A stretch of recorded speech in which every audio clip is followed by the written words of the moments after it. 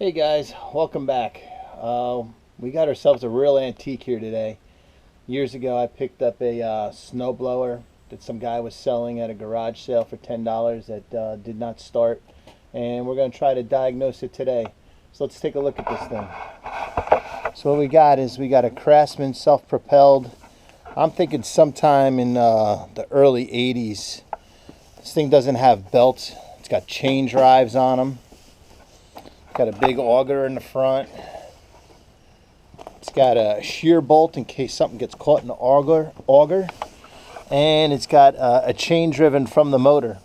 Now this motor is a real antique too. It's got a flathead on it. Means the valves are located in the engine block. I'm very familiar with these. Used to have the kids build these all the time. But we need to do our tests.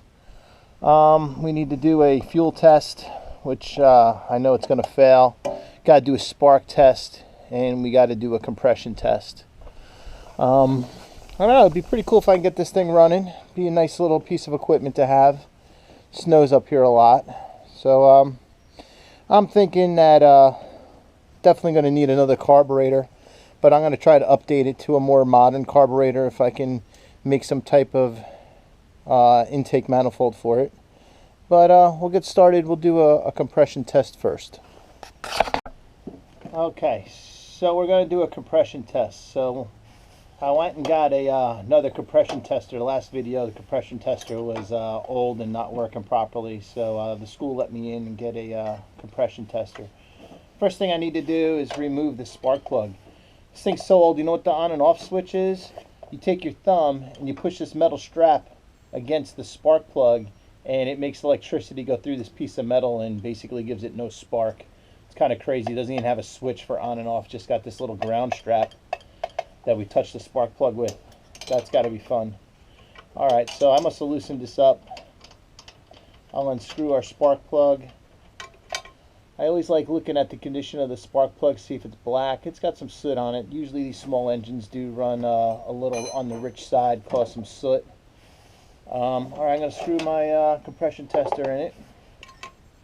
Wind up giving it 5 good pulls and see if this thing has compression.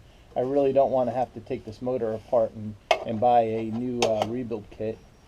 I'll try to get this facing at the camera. I'll give it 5 good pulls. 1, 2, 3, 4.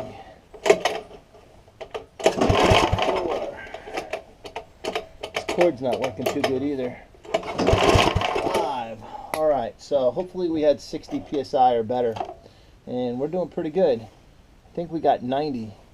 Well, close to 90. We got 60. Halfway between 60 and 90. Roughly about 75 psi. Which is good. Alright, we'll relieve the pressure. We'll go to our next test. Okay, now we're going to do a spark test. Trying to get a good camera angle so you guys can see spark jump from that center electrode to this ground strap right there. So I should have spark jump across it. Give it a couple pulls. I don't think I saw anything. No. I don't think I'm seeing any spark. Maybe a little. No.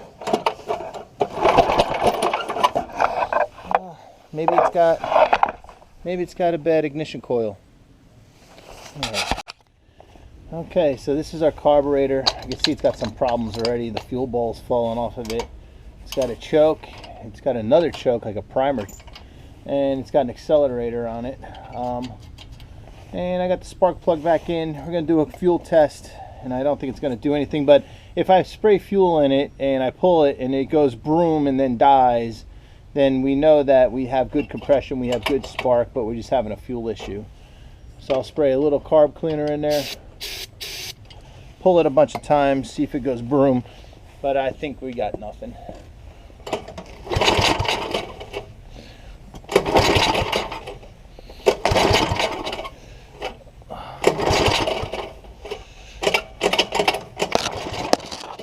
Alright, so nothing with the fuel test. So I'm going to wind up putting another carburetor on it and taking what we call a starter cover off. I'm going to take the starter cover off and get to our ignition coil. I might have another ignition coil that somehow I can make it work. We'll give it a try, see what happens. Got nothing to lose. Worst case scenario, I probably have another motor laying around. We can mount another motor to this. All right, guys, see you next time. All right, so I'm back. I got the starter cover off. You see the flywheel, and I don't see no ignition coil in sight. Must be under the flywheel. This could be sold that this thing might even have like a points ignition, which I was just talking to my daughter about. So we're going to continue to take some more stuff off. So I was checking out my clutch, which was sticking. The metal teeth do come out. That metal tooth comes out and grabs this clutch cup, spins our motor. Probably just need some lubrication. I'll put some BP blaster in there and see if it helps at all. But now I got to work on getting this flywheel off. All right, I'll see you guys when I get the flywheel off. Hey guys, well, this is pretty bizarre because I literally just posted something on Facebook about you being old if you know what this object is. And it was a set of points. And then me and my daughter had a discussion about it. And me and my brother had a discussion about it. And here I am 10 minutes later with a points problem. So let me show you how points work. So right here on our crankshaft, we have a cam, not a camshaft, but a cam, like a lobe that would open a valve. But what this lobe is going to do, it's going to press on this piece of plastic and open up this point right here to what's called energize the coil. And then it's going to collapse the coil. It becomes like a switch, open and close, open and closed, open and closed. And what I'm going to see, what happens is if I clean those points and re-gap them and just clean all these connections up to see if I have spark after this. And we'll see what happens. So I'm going to wind up taking my points off and cleaning them and see if I can get them adjusted and see if I have spark after that. Had to take my flywheel off. Now one thing while I have this camera angle, see this piece here? It's called a key. On lawnmowers, I've seen a lot of these become problems. What happens is someone's mowing their lawn and they don't care what they run over and they hit a root and this little key gets sheared a little bit. What it means, it gets broken and the flywheel moves slightly and that causes the lawnmower not to run. So if you ever hit a root and then your lawnmower just stops running, take the flywheel off and put a new key in it. Probably got sheared. All right, guys. I'll see you in a little bit. All right, guys. I don't know if you can see it, but these are my points that open and close. Bang, bang, bang. And every time they do that, they arc a little bit.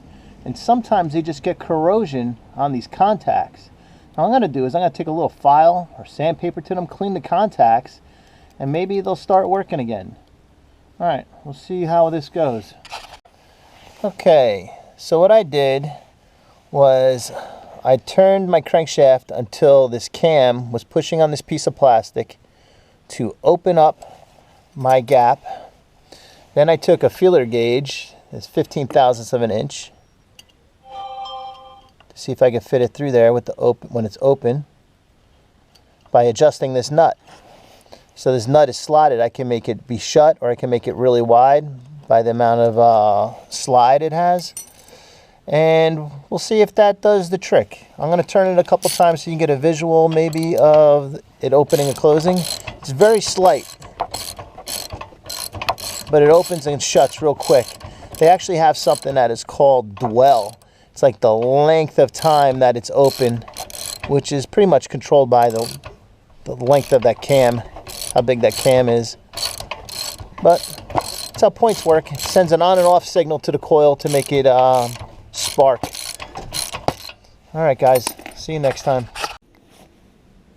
All right, now for the moment of truth. See if we have some spark. So once again, I should have spark jump from that electrode to the ground strap if the points are clean now. Oh, look at that. I saw some spark. I'm seeing spark. I don't know if you can see it on the camera. I'll try to get a closer look at it. See it jumping? All right, fixed a set of points. Now we'll do the fuel test and see if it'll go broom. Alright, now we'll try that fuel test again. I'll spray a little fuel down in here. Might take a couple cranks. And we'll see if it goes broom.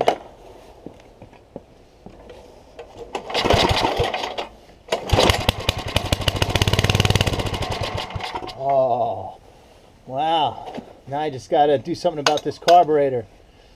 And maybe I'll bolt on some type of other carburetor and I'll have a snowblower that works.